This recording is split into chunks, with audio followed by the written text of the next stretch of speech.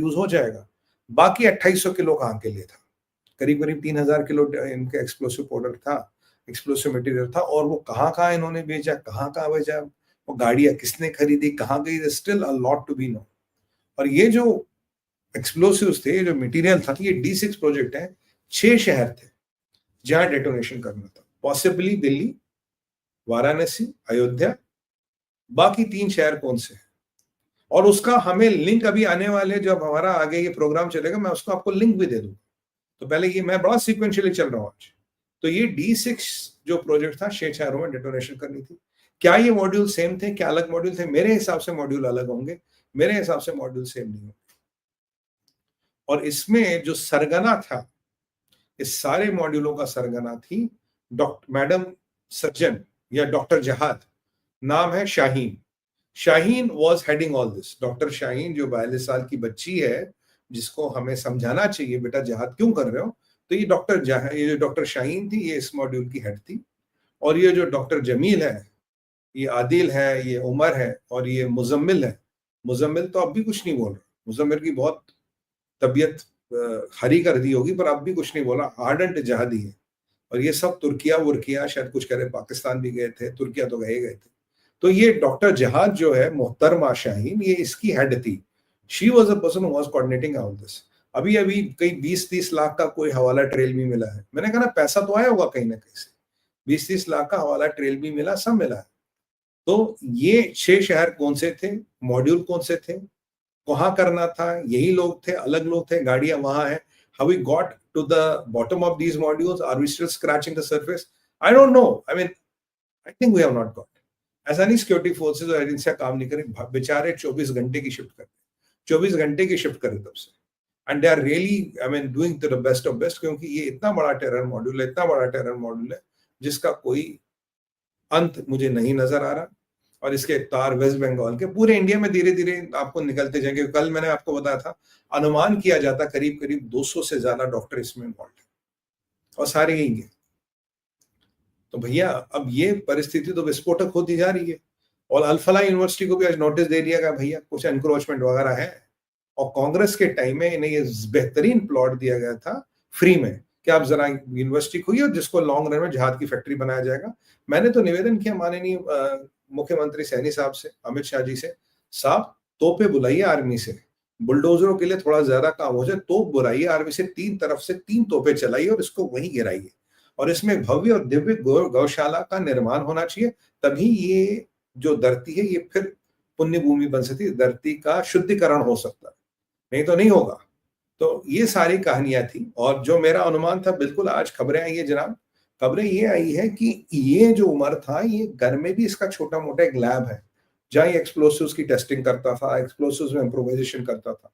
अब घर की लैब होगी तो भैया लिमिटेशन होगा ना, किचन में लैब बना रहे हो कि कितना कर पाएगा। तो आप मान के चलिए, जो अल-फलाह में लैब थी, वहां ये टेस्टिंग वेस्टिंग का सारा प्रकरण चल रहा था। ये बिल्कुल मतलब वाजिब सी बात है, वहां ये प्रकरण का सारा चल रहा था। तो अल-फलाह में जो उसके जो तार है, काफी गहरे हैं। और भी अभी दिन में खबर आई कि भाई कानपुर मेडिकल कॉलेज से भी 20-22 डॉक्टर गायब है। ये मोहतरमा पहले कानपुर वानपुर में भी काम कर चुकी है, तो ये फिर वहां गायब हो गई, इन्होंने ढूंढा, इसका एड्रेस गलत था, वहां से भी 20-22 डॉक्टर गायब है। तो अब कहीं अल-फलाह वाले 20-22 या 25 तो थी, अब खबरें आज भी ये भी आ रही कि कानपुर वाले भी 20-25 गायब है। तो करीब करीब जो डॉक्टर अभी गायब है, 50, 60, 70 का नंबर आ गया, 20-30 धर लिए गए हैं। तो मतलब जो 200 का नंबर कल हमारे सामने आया था, तो 200 का नंबर कोई अनरियलिस्टिक नंबर नहीं है। It is quite within the reaches and there is a 200 का number which they are targeting and hitting. तो plot is the biggest in the history of India. और ये व्हाइट कॉलर जहाद, doctor जहाद and chemical जहाद का, it has arrived. तो मतलब ये केवल बम फोड़ना नहीं था, आईडी फोड़नी नहीं थी। 6 शहर टारगेट में थे, पहले ड्रोन से हमला, फिर रॉकेट, फिर बम, और फिर एके से फायरिंग। ये पूरा मॉड्यूल था कि मैक्सिमम कैजुअलिटीज हो, मैक्सिमम खून बहे, एक एक जगह हजारों लोग मरे। और एक महानुभाव, ये जो डॉक्टर थे गुजरात में, तो राइजन तो बना ही रहे थे, तो इनका राइजन वाला कार्यक्रम था।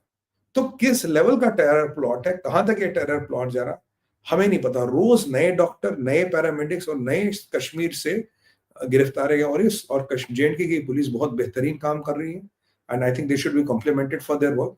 And there are some very best officers which are posted there right now, बहुत बेहतरीन काम कर रहे हैं और ये कार्रवाई चल रही है। तो ये हमारा था। और अमित शाह जी को कुछ ऐसी चीज जरूर पता है। देखिए, अमित शाह जी गृह मंत्री, और दुनिया में और भारत में मोदी जी, और उनको जो चीज पता होगी वो शायद आपको हमें पता हो ही नहीं सकती। तो शायद अमित भाई को मोदी जी से भी दो चीजें आगे पता हो कि हर चीज वो मोदी जी तक भी नहीं रहते, मोदी जी को भी और काम करने हैं। तो अमित भाई को कोई चीज ऐसी जरूर पता है कि जब उन्होंने कहा कि पाताल से भी ढूंढ के लाएंगे, मतलब इशारा था कि अगर किसी और देश में भी है वहां से भी ढूंढ ढूंढ के लाएंगे और उनको उनके अंजाम तक पहुंचाएंगे। सर करना पड़ेगा क्योंकि ये जहाद बहुत खतरनाक है। तो आपने समझा अमित शाह वॉन्स, हमने समझा Hamas style attack. D6 project क्या था। अब आइए, अब आतंकवाद से जिनके पुराने संबंध है। देखिए, कश्मीर में, साउथ कश्मीर में जमायतियों का अड्डा था। साउथ कश्मीर जमायतियों की बेस मानी जाती है और ये सारा होता जमातियों से शुरू, जमात इस्लामी से ही ये सारा प्रकरण शुरू हुआ। अब लोग कहते हैं कि जमात इस्लामी कहां खत्म होता है, पीडीपी कहां शुरू होता है, पीडीपी कहां खत्म होता है, कहां हिजबुल मुजाहिदीन शुरू होता है।